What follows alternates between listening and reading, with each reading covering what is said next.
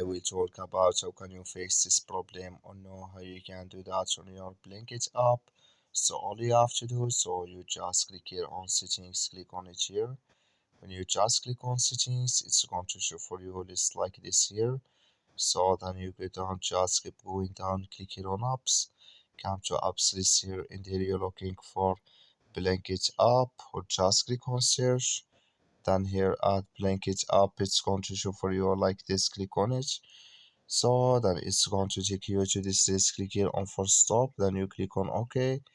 Then you go down, just click here on storage, come to storage list here, just click on clear cache, then all you have to do, so you just go to your Play Store, click on it here, then you search here for Blanket app, it's going to show for you like this.